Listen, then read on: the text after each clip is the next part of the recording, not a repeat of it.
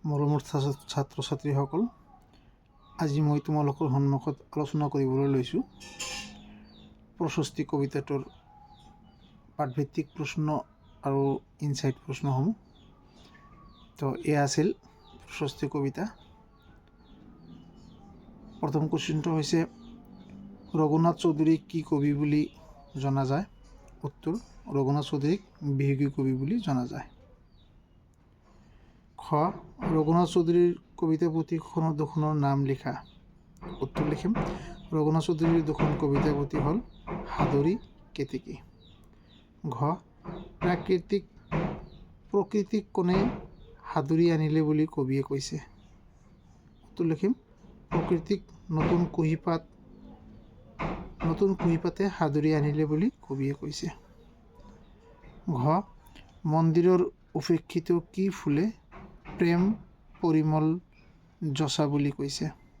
উত্তৰ লিখিম, মন্দিৰৰ উপেক্ষিত ৰভা ফুলে প্ৰেম পৰিমল যচা বুলি কবিয়ে কৈছে।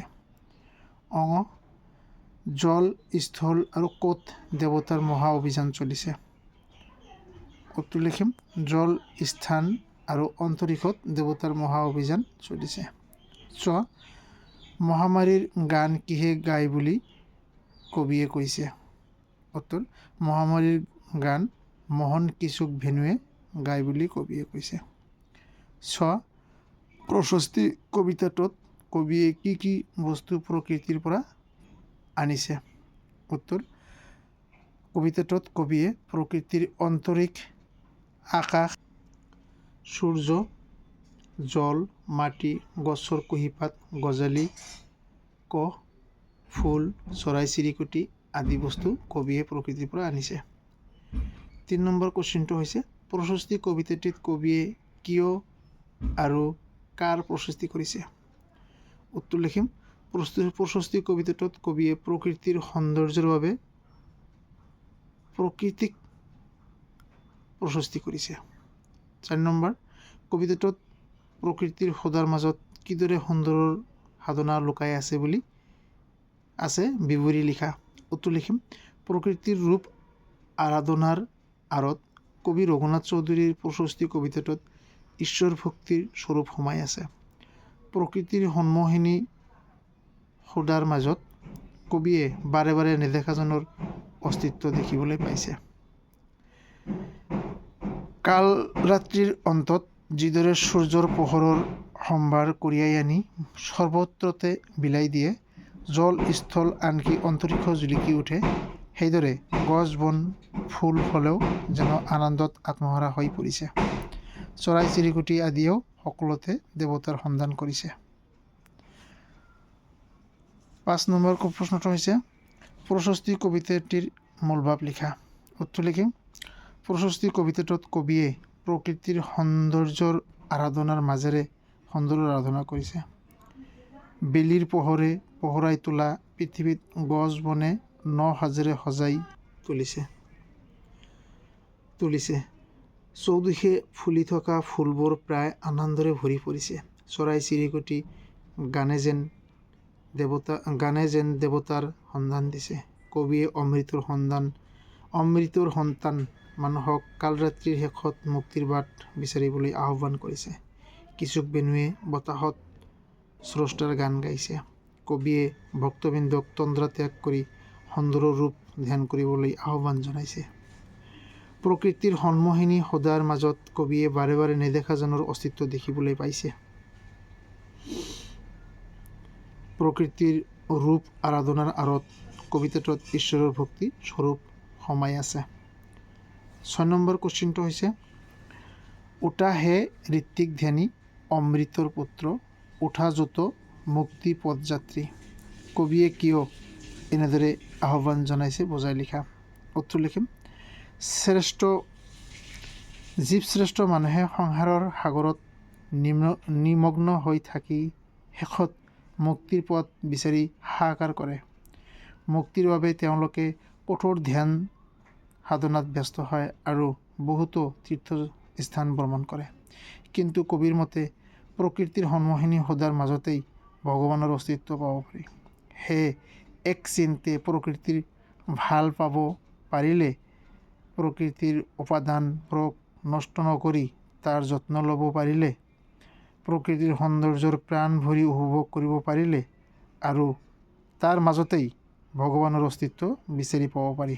সেয়েহে কবিয়ে মুক্তিপথৰ যাত্ৰী সকলো মানুহকেই প্ৰকৃতিৰ মাজলৈ আহিবলৈ আৰু প্ৰকৃতিৰ সৌন্দৰ্যক উপভোগ কৰিবলৈ আহ্বান জনাইছে। কাৰণ প্ৰকৃতিৰ সৌন্দৰ্যৰ মাজতেই ভগৱানৰ নিবাস। 7 নম্বৰ, ব্যাখ্যা কৰা। উঠা তৰু শিৰে শিৰে বন বিহংগৰ, ছন্দ ভৰা সমুদুৰ তান, জল স্থল অন্তৰিক্ষ সকলোতে যেন দেৱতাৰ মহা অভিযান। উত্তৰ লিখিম। উক্ত কবিতা ফাঁকি আমাৰ পাঠ্যপুথিৰ অন্তৰ্গত ৰঘুনাথ চৌধুৰীৰ দ্বাৰা ৰচিত প্ৰশস্তি নামৰ কবিতাটোৰ পৰা তুলি দিয়া হৈছে। জল স্থল অন্তৰিক্ষ সকলোতে যে ভগৱানৰ অস্তিত্ব পাব পাৰি, সেই কথা ক'বলৈ গৈ কবিয়ে উক্ত কবিতা ফাঁকি উল্লেখ কৰিছে। কবিয়ে প্ৰকৃতিৰ সৌন্দৰ্যৰ মাজেৰে সুন্দৰৰ আৰাধনা কৰিছে, যি আৰাধনাৰ আঁৰত সোমাই আছে ঈশ্বৰৰ ভক্তিস্বৰূপ। প্ৰকৃতিৰ সন্মোহিনী সদাৰ মাজত ভগৱানৰ অস্তিত্ব অনুভৱ কৰিছে। গছৰ শিৰে শিৰে বন বিহংগৰ সমুদ্ৰৰ সংগীত যেন জল স্থল আৰু অন্তৰিক্ষ সকলোতে যেন দেৱতাৰ সেই সন্ধান দিছে। সেয়ে কবিয়ে ভক্তবৃন্দক তন্দ্ৰা ত্যাগ কৰি প্ৰকৃতিৰ উপাদানবোৰক উপভোগ কৰিবলৈ আহ্বান জনাইছে। খ,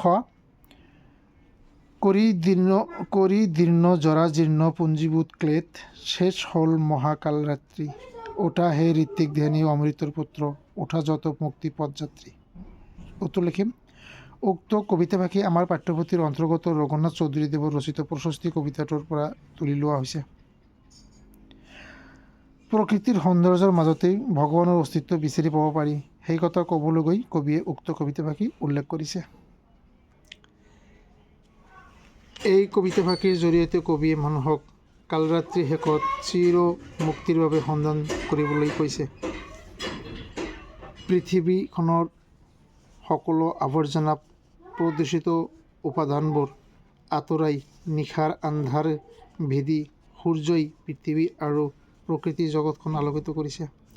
সেই আলোকতে সকলো মুক্তিৰ পথযাত্ৰীক নিজ নিজ লক্ষ্যত উপনীত হ'বলৈ কবিয়ে আহ্বান জনাইছে।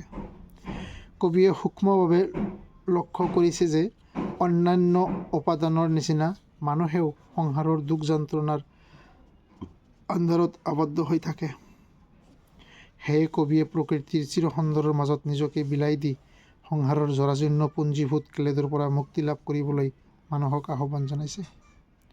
ঘ, মোহন কিশোক ভেনু অনাহত ছন্দে গায় মহামহিমাৰ গান, মহ তন্দ্ৰালস তেজি উঠা ভক্তবিন্দু সুন্দৰৰ কৰা ৰূপ ধ্যান। উত্তৰ লিখিম।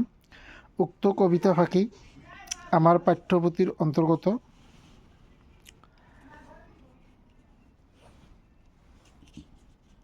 বিয়োগী কবি ৰঘুনাথ চৌধুৰীৰ দ্বাৰা ৰচিত প্ৰশস্তি কবিতাটোৰ পৰা তুলি দিয়া হৈছে। সকলোকে এলাহ ভাৱ ত্যাগ কৰি প্ৰকৃতিৰ সৌন্দৰ্যক উপভোগ কৰাৰ প্ৰসংগত উক্ত কবিতা ফাঁকি উল্লেখ কৰিছে।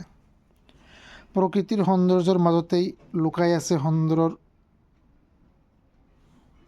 স্বৰূপ। প্ৰকৃতিৰ সন্মোহিনী সদাৰ মাজতেই কবিয়ে বাৰে বাৰে নেদেখাজনৰ অস্তিত্ব বিচাৰি পাইছে। চৰাই চিৰিকটিৰ সমুদৰ সংগীতে যেন সকলোতে দেৱতাৰ সন্ধানহে দিছে। চৌদিশে জকমকাই ফুলি উঠা ফুলবোৰে সকলোৰে মন প্ৰাণ হৰি নিছে। সেয়ে কবিয়ে ভগৱানক বিচাৰি ফুৰা ভক্তসকলক তন্দ্ৰা ত্যাগ কৰি সুন্দৰৰ আৰাধনা কৰিবলৈ আহ্বান জনাইছে। 8 নম্বৰ কুৱেশ্যন, অৰ্থ লিখা। কিশলয় কুঁহিপাত, চিত্তহাৰী মন প্ৰাণ হৰি নিয়া, অন্তৰীক্ষ আকাশ, তন্দ্ৰালস ক্লান্ত বা টোপনি যোৱা অৱস্থা। বাক্য ৰচনা। দশদিশ, সূৰ্যৰ পোহৰে দশদিশ আলোকিত কৰে। উপেক্ষিত, মন্দিৰৰ উপেক্ষিত ৰবাব ফুলেও প্ৰকৃতিৰ সৌন্দৰ্যৰ প্ৰেম বিলায়। মৰমৰ ছাত্ৰ ছাত্ৰীসকল, যেতিয়া তোমালোকে ৰচনা কৰিবলৈ যাবা, বাক্য ৰচনা কৰিবলৈ যাবা, বাক্যৰ যিটো বাক্য ৰচনা কৰিবলৈ দিব সেই শব্দটো বাক্যত য'ত থাকিব সেইটো অলপ আঁচ টানি দিবা এনেকৈ। তেতিয়াহ'লে পৰীক্ষাৰ্থীসকলে এইটো মাৰ্ক কৰিবলৈ সহজ হয় আৰু সন্তুষ্ট হয়। তো নেক্সট, জৰাজীৰ্ণ। সংসাৰৰ মায়াত জৰাজীৰ্ণ হৈ মানুহে অস্তিত্ব অনুভৱ কৰে। ইয়াত অলপ আঁচ টানি দিবা এনেকৈ। অমৃত। ভোকাতুৰ অৱস্থাত সুদা ভাতো অমৃত যেন লাগে। মহ। ঠাইখনৰ প্ৰাকৃতিক সৌন্দৰ্যৰ মহত পৰ্যটকসকল ঘনাই আহিবলৈ বিচাৰে। সমাৰ্থক শব্দ। তৰু গছ। মুক্তি মুখ বা মুকলি। সমুদুৰ সুবলা বা মধুৰত্ব।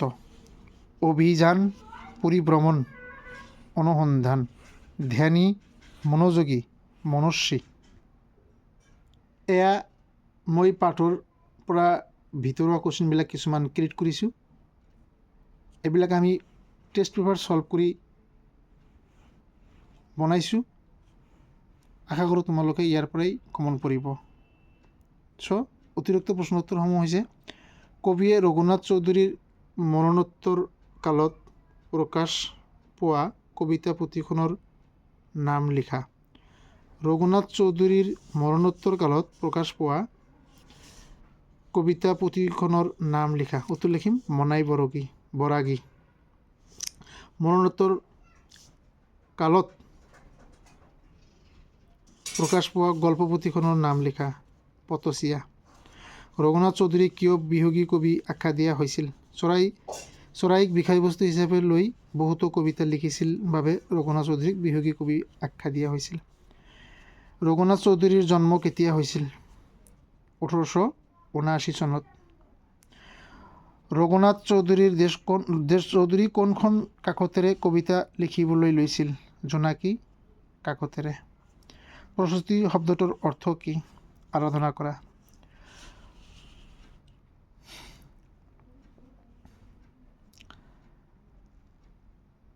প্ৰশস্তি কবিতাটিত অমৃতৰ সন্তান বুলি কাক কোৱা হৈছে?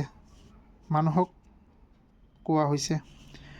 উষাৰ কুমকুম ৰাগে ৰঞ্জিলে বহুধা বাক্যটিত কুমকুমক কাৰ লগত তুলনা কৰা হৈছে?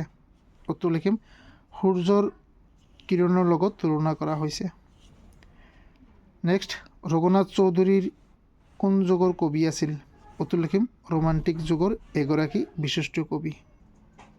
নেক্সট কুৱেশ্যন, ৰঘুনাথ চৌধুৰী অসম সাহিত্য সভাৰ কোনখন অধিৱেশনত সভাপতিত্ব কৰিছিল? তেজপুৰ অধিৱেশনত। কবিয়ে কিহে পৃথিৱীৰ সদৃশ উদ্ভাসিত কৰা বুলি কৈছে? উত্তৰ লিখিম উষাৰ কুমকুম ৰাগে পৃথিৱীৰ সদৃশ উদ্ভাসিত কৰা বুলি কৈছে। নেক্সট, জল স্থল আৰু ক'ত দেৱতাৰ মহা অভিযান চলিছে? অন্তৰীক্ষত।